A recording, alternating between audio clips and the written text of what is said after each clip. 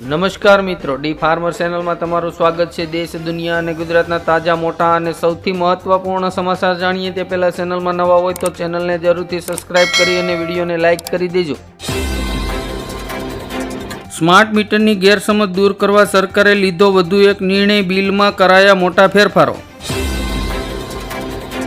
મંદીમાંથી પસાર થઈ રહેલા સુરતના હીરા ઉદ્યોગને વધુ એક ફટકો તૈયાર, હીરાના ભાવ ઘટતા નુકસાન। કેમિકલ સેક્ટરની બે દિગ્ગજ કંપનીઓએ હાથ મિલાવ્યા, આરતી ઇન્ડસ્ટ્રીઝ અને યુપીએલ દ્વારા કેમિકલ સપ્લાયર માટે જેવીની રચના કરાઈ। ઇઝરાયલ બગડ્યું, 3 દેશોના રાજદૂતોને બોલાવીને આપી ચેતવણી। ગુજરાતના તમામ રેશન કાર્ડ ધારકોએ ઈ-કેવાયસી કરવું જરૂરી છે, નહીં તો કાર્ડ બંધ કરી દેવામાં આવશે। વોટિંગ ડેટા પર સુપ્રીમ કોર્ટનો મોટો નિર્ણય, 48 કલાકની સમયમર્યાદા પર એડીઆરને મોટો ફટકો। કલકત્તા હાઈકોર્ટે મુખ્યમંત્રી મમતા બેનર્જીની તૃણમૂલ કોંગ્રેસ ટીએમસી વિરુદ્ધ ભાજપની જાહેરતા પર પ્રતિબંધ મૂક્યો, બીજેપી સુપ્રીમ કોર્ટ પહોંચી। ઇમિગ્રેશન પરમિટમાં કાપ મુકાતા કેનેડામાં રહેતા ભારતીય વિદ્યાર્થીઓ મુશ્કેલીમાં કર્યું વિરોધ પ્રદર્શન। ભારત સાથે સંબંધો સુધારવા માલદીવ સરકાર ટૂંક સમયમાં શરૂ કરશે રૂપે યોજના।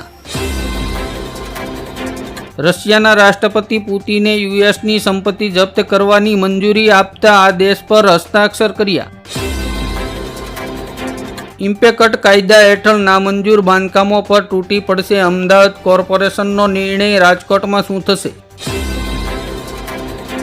રશિયા અને ભારતનું નવું સાહસ, નવા પરમાણુ રિએક્ટર બનાવવામાં રશિયા આપશે સહયોગ।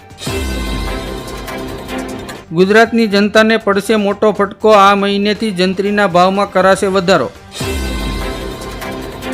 પીએમ મોદીએ ઇન્ટરવ્યુમાં કહ્યું, મારી પાછળ રડવાવાળું કોઈ નથી, હું દેશ માટે જીવું છું।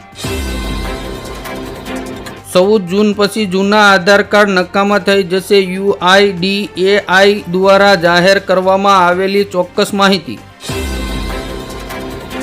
રાહુલ ગાંધીની મોટી જાહેરતા, મહિલાઓને 50% અનામત આપીશું।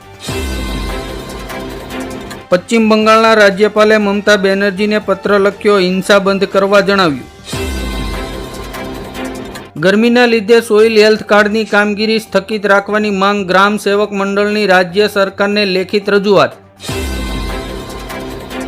ભારતમાં જ નહીં પણ વિદેશમાં પણ ઘણા લોકો નૂડલ્સ ખાતા જોવા મળે છે, પરંતુ આ નૂડલ્સ ખાવાનું કેટલું સલામત છે કે ખતરનાક છે તે આ વિડીયોમાં જુઓ। કાર એક્સપોર્ટ માટે સરકારે વાહન ઉત્પાદન માટે ભારતને વૈશ્વિક આધાર બનાવવા માટે અપીલ કરી। અમેરિકા કરતાં ભારતીયો અને મંદિરોમાં 3 ગણું વધુ સોનું, આર્થિક વિકાસમાં મંદિરોની મહત્વની ભૂમિકા। 16-17 જુલાઈના મોહરમના તહેવારને લઈને પોલીસ કમિશનરનું જાહેરનામું, 9 ફૂટથી વધુની ઊંચાઈના તાજિયા બનાવવા ઉપર પ્રતિબંધ। પ્રધાનમંત્રી કિસાન સન્માન નિધિ યોજનાનો 17મો હપ્તો જૂનના પહેલા અઠવાડિયા પછી રિલીઝ થઈ શકે છે। રાહુલ ગાંધી અને વરુણ ગાંધીના પ્રશ્ન પર મેનકા ગાંધી ખુલ્લેઆમ બોલ્યા, દરેકનો પોતાનો રસ્તો અને ભાગ્ય હોય છે। ચૂંટણી વચ્ચે બંગાળમાં 77 મુસ્લિમ જાતિઓનો ઓબીસી દરજ્જો ખતમ, 17 બેઠકો પર બદલશે સમીકરણો। પંજાબમાં પીએમ મોદીની આજે જનસભા, ખેડૂતો આંદોલન યથાવત રાખશે। અશોક બન્યો અબુ બક્કર, હિન્દુ અને મુસ્લિમ બનાવવાના મોટા ષડયંત્રનો સુરતમાંથી થયો પર્દાફાશ। અરવિંદ કેજરીવાલના રાજીનામાના સવાલ પર મોટું નિવેદન, કહ્યું, જો ભાજપ સત્તામાં પાછું ફરશે તો રાજીનામું આપવાનો કોઈ ઈરાદો નથી। પીઓકે અને અન્ય દેશની જમીન લઈ લેશું, આ યુદ્ધનું એલાન, બોલ્યા ટીએમસી ઉમેદવાર લલિતેશ ત્રિપાઠી। બંધારણ ધર્મના નામે અનામત આપતું નથી, મુસ્લિમ આરક્ષણ ખતમ કરીશું, યુપીમાં બોલ્યા અમિત શાહ। કિર્ગિસ્તાનમાં ફસાયેલા વિદ્યાર્થીઓ માટે ગુજરાત સરકારનું મોટું પગલું, જાહેર કરાયો હેલ્પલાઇન નંબર। 4 જૂનના પરિણામો પર પીએમ મોદીની ગેરંટી, ભાજપ અને શેરબજાર બંને જશ્ન મનાવશે, નવો રેકોર્ડ સ્થાપશે। સ્માર્ટ મીટર પ્રોજેક્ટ બંધ કરો અને વીજળી મફત આપોની માંગ સાથે આમ આદમી પાર્ટીએ કલેક્ટરને આવેદનપત્ર આપ્યું। ગાઝામાં અમેરિકન બંદરેથી સહાય પહોંચાડવાનું શરૂ, 41 ટ્રકમાં રાહત સામગ્રી મોકલાઈ. શક્તિશાળી વાવાઝોડું ઝડપભેર આગળ વધી રહ્યું છે. હવામાન વિભાગે માછીમારોને એલર્ટ જાહેર કર્યું.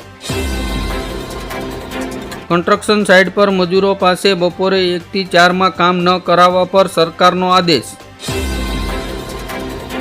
અમેરિકામાં રાષ્ટ્રપતિની ચૂંટણીમાં ટ્રમ્પના ટેકામાં નિકી હેલી આવી બાઇડન ટેન્શનમાં.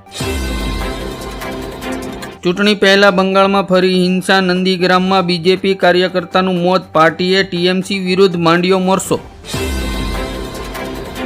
દેરડી કુંભાજી ગામે વીજ કંપનીના કર્મચારીઓની બેદારી નીતિ સામે રસ્તા રોકો આંદોલનની ચીમકી. ભારતે 45,000 ટનથી વધુ ડુંગળીના નિકાસને આપી મંજૂરી. હવે સરકારી કંપનીની પણ માર્કેટમાં ધમાકેદાર એન્ટ્રી, સાવ સસ્તામાં મળશે 5G પ્લાન. પીએમ મોદીએ ગાઝા પર ઇઝરાયેલી બોમ્બમારો રોકવા અંગેના નિવેદન પર અમેરિકા બોલ્યું. કોંગ્રેસમાંથી ભાજપમાં ગયેલા અર્જુન મોઢવાડિયા અને સીજે સાવડા બનશે મંત્રી. નાફેડના ચેરમેનની ચૂંટણીમાં સૌરાષ્ટ્રનો દબદબો ખતમ, કુંડારિયા કપાયા, જેઠા ભરવાડે બાજી મારી.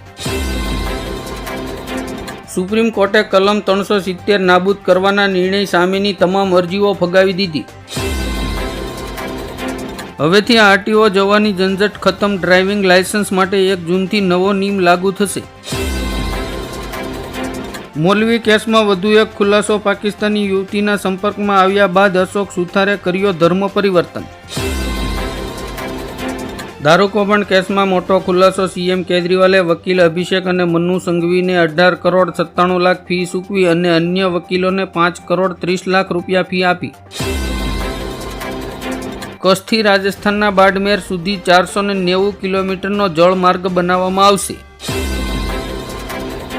200 રૂપિયાના ટોકન માટે એસટી ડ્રાઈવરે મુસાફરોના જીવ જોખમમાં મૂક્યા. 15 કિલોમીટર સુધી રોંગ સાઈડમાં બસ દોડાવી પેસેન્જરના જીવ અદ્ધર. મમતા બેનર્જી ચૂંટણી બાદ સંદેશ ખાલીની મુલાકાત લેશે. પીડિત મહિલાઓની દુર્દશા મામલે ચિંતા વ્યક્ત કરી. 3 યુરોપિયન દેશોએ પેલેસ્ટાઇનને એક રાષ્ટ્રીય તરીકે માન્યતા આપી. ઇઝરાયેલને મોટો ઝટકો. પાકિસ્તાની ડોન દાઉદ ઇબ્રાહિમના રાઇટ હેન્ડ ગેંગસ્ટર છોટા શકીલની કરાચીમાં હત્યા. કેજરીવાલના પીએએ ફોન ફોર્મેટ મારીને ડેટા અન્ય કોઈને ટ્રાન્સફર કર્યા હોવાનો પોલીસનો દાવો. પીએમ મોદીએ મુસ્લિમ આરક્ષણને લઈને રાહુલ ગાંધી પર કર્યો પ્રહાર, કહ્યું પ્રિન્સ પોતે કહી રહ્યા છે કે તેઓ મુસ્લિમોને અનામત આપશે. ટીએમસીએ બીએસએફના જવાન પર છેડતીનો આરોપ લગાવ્યો. સસ્પેન્ડ તપાસ સમિતિની પણ રચના કરવામાં આવી. અરવિંદ કેજરીવાલને મારી નાખવાની ધમકી આપતો મેસેજ લખનાર યુવકની ધરપકડ કરાઈ.